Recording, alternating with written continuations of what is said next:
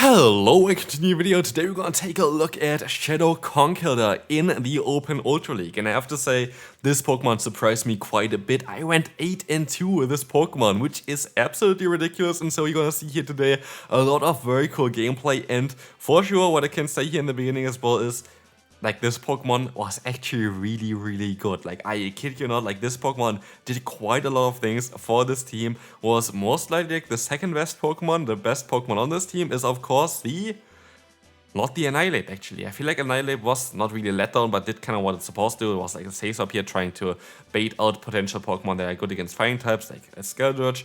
But actually, the MVP of this team was the Brave Bird variant of our Pidgeot, because the amount of times we were able to hit a Brave Bird against Pokemon with shields was ridiculous. So stay tuned for a lot of really good games here today. But also, if you want to see me using this exact Conkeldurr in the Open Master League, then feel free to leave a like on the video. If we hit 600 likes on this video, I will power this all the way up to Master League level and showcase it tomorrow when the Master League going to hit.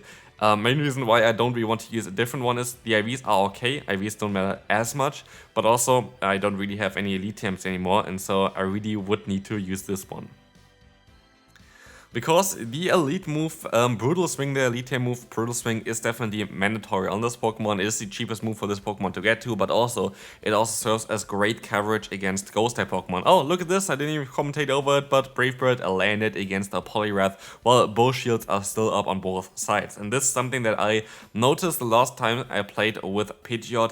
Baiting never works. Baiting really never works, and nuking always works. And this is going to be something that definitely benefited us here today by trying to get to those 8-2 win streak there, which is kind of nice because like we had so many Brave Birds landing.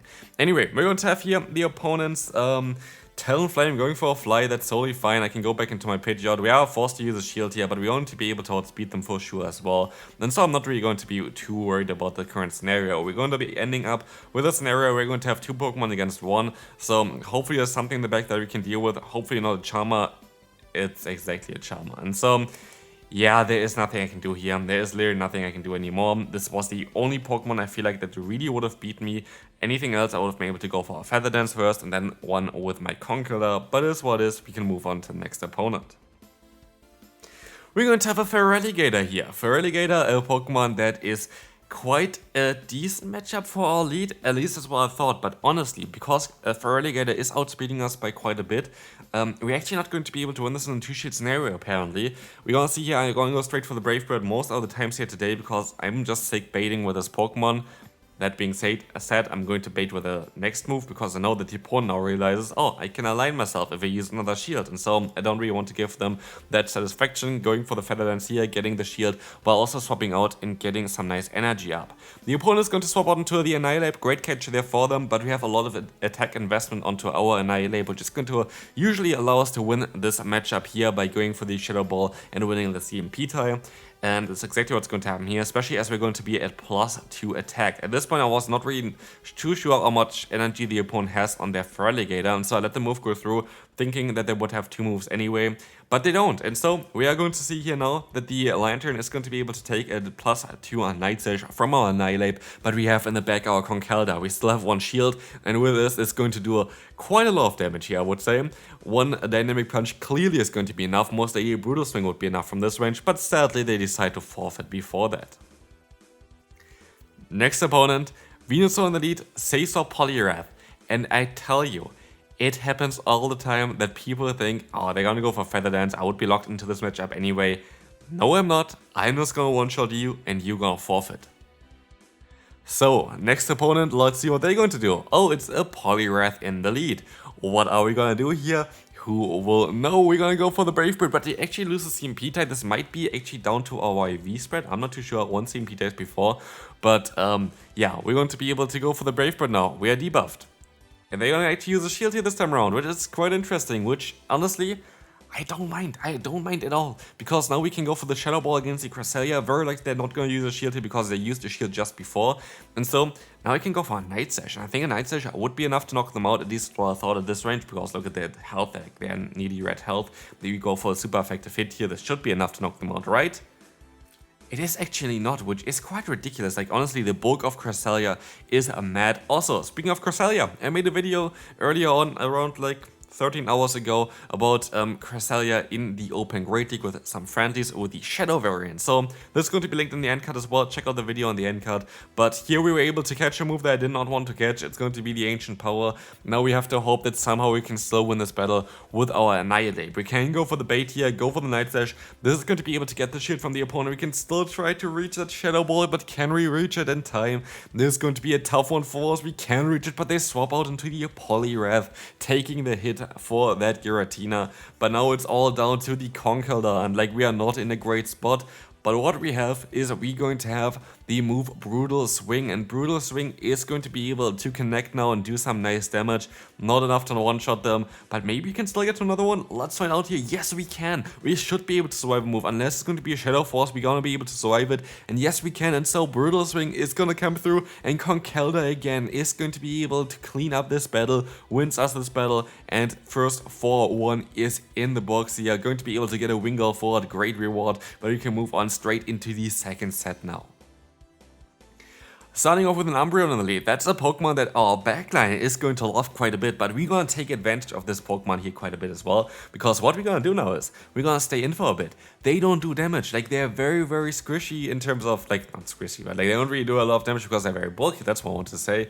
And so we were able to take that hit there and also still store one Brave Bird for later on. That's going to be quite impactful, as well as we were able now to get more energy on our Annihilate, which is going to be able to punish now the opponent's Cresselia. That is a great matchup for us. We get the shield there on the Night Slash as well, which is perfect. Mobile is coming through. We can go for another Shadow Ball now afterwards. There's no real reason to bait anymore at this point.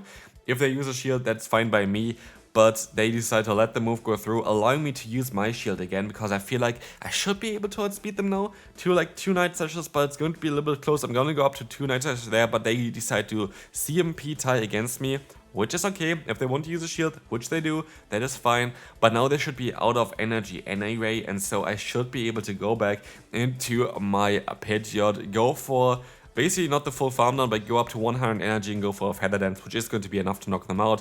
If they want to go back into the Umbreon, happy days, because I can swap out straight away into my Conkeldurr, as they're going to have another Dark type in the back, a Dark type that is going to be able to resist at least like a bit of the Fighting type damage, but Conkeldurr does not care. Dynamic Punch, going to nearly one-shot that one, and we can move on to that Umbreon and go for another Dynamic Punch to knock it out as well. Conkeldurr just sweeping through the opponent. It is ridiculous on how good Conkeldurr actually was. We're going to have here the lead of the Dragonite. You know what's kind of funny? If you use a shield here, everybody expects you to go for a Feather Dance. And if you're going to go straight for the move here as well, they're going to most likely think, yeah, Feather Dance is coming through. No, it's not. It's going to be another Brave Bird landing and one-shotting the opponent. Like, honestly, it's so much fun to play this team right now. Of course, you don't have to use Conkeldurr for this team. You can use any kind of other fighting type Pokemon there.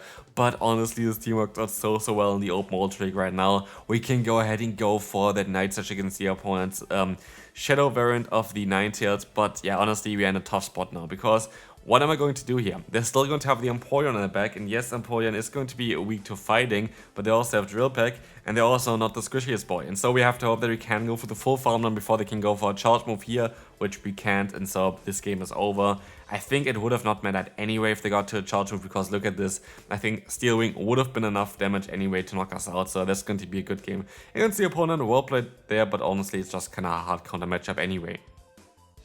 Speaking of hard counter matchup, we're going to have the Thackery now against our Pidgeot, and this is going to be a great matchup for us. We can resist the Ghost type damage. They can only go for Dark Pulse, which is barely going to do anything against us. So we can still try to go ahead and go for a Brave Bird here to get a ton of damage onto them. We are forced to use a shield here now, which is fine. Like, honestly, it is fine, because what we can do now is we can overfarm by quite a bit and see what they swap into. They swap out into the Drapion. A lot of time, Drapion is running the move Awkward here and like Crunch, and so I kind of decided to go into my Conkeldurr instead, thinking that this might be the better matchup because we at least have neutral damage with our charge moves. Turns out they are running Sludge Bomb, which would have been then way better to go ahead and go into our Annihilate, but it doesn't matter. Again, Conkeldurr is actually putting in a lot of work here. Like, it is not that it's like getting carried or anything like this. It's going to be able to even take down the next Pokemon here with the Kofax as well. Goodbye there, and in the back it's going to be the Mandibuzz, and we can even still get to another Brutal Swing, which might be able to force a shield here. Let's find out. It does, and that is going to be ginormous. So what we have to do here is we try to catch a move here, try to catch a Dark Pulse onto our Annihilate. Annihilate is not really having a great time here. Yes, counter is doing quite a decent amount of damage, and it's going to be neutral, but like, that being said, it is not going to be the greatest matchup with the charge moves that we have, and the opponent actually plays it quite well here by going a little bit up in terms of the energy, because he needs some energy for the next matchup, but they're still going to decide to forfeit, and that's fine for me, and we can move on to the next opponent. For Relegator, again, here this time around as a non-Shadow variant, we can do basically the same as we did before. We can go for the Brave Bird. Brave Bird should nearly one-shot them. And yeah, just, you know, let's see if Brave Bird is gonna go through here. Let's find out. It is going to be definitely a hard-hitting move, and it's going to connect again. Like, honestly, like, I could do like a Brave Bird count there. Like, I think like 8 Brave Birds or whatever already in here. They're gonna swap onto the Charizard. Very bad for our team. Very, very bad for our team. We can still at least go ahead and go for that Feather Dance and get the attack drop onto them. And look at the counter damage of Conkeldurr. This is not looking like it's resisted damage, but it's just a Shadow Pokemon going up against another Shadow Pokemon. We can go for that Brutal Swing to try to get the knockout here or shield. Like, the opponent still has 2 shields left, and they're going to keep those 2 shields for whatever they have in their back lurking. It's going to be their Poliwrath, and that's going to be also a Shadow Pokemon. We can go for another charge move here, hoping that they might actually want to go for an Icy and thinking I might reach another charge move in time, but we are not going to be able to get this one off there. What we're going to try to do now is we're going to try to catch a move on to our Pidgeot by going into our Annihilate and then catch a move there, which I guess works out, not the way I really wanted to. It's going to be the Icy Wind, and now it's down to if our Annihilate can win this battle. The opponent goes for their own charge move. What I can do is I can try to go for a double Night Slash though. They're going to decide to go for the Icy Wind, trying to survive some moves with that, which is definitely a smart decision. No Scald is definitely kind of scary to take, but as you can see here, we can still reach another move. Night Slash is going to be able to take the knockout against them, and with this, we're gonna get another attack boost as well to farm down the Feraligatr. Final battle for today's video. Again, if you want to see this Pokemon in the Master League, then feel free to leave a like. It is for free and I would really appreciate it. Also, if you're still listening here and you're new to the channel, if you subscribe to the channel, would really be nice for me as well. It's just free and it really helps me out. Anyway, talking about this here, now we're going to have another Brave Bird landing. Like, honestly, like, the amount of Brave Birds here today landing is absolutely ridiculous.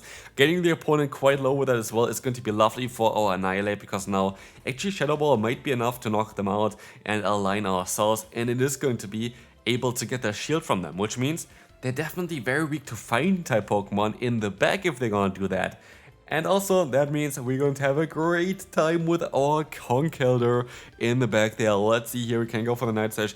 Going to be able to get some damage onto them. And we make a mistake. I thought I would get to one more counter, but I didn't. And so I should have just went straight for the Night Slash. It's actually going to be impactful quite a bit there. So that's definitely something that's going to hurt me quite a bit, because now I would have been able to farm them down if I just got the move off before with Night Slash. But at least can still go for the hard-hitting Brutal Swing, which is going to get the shield.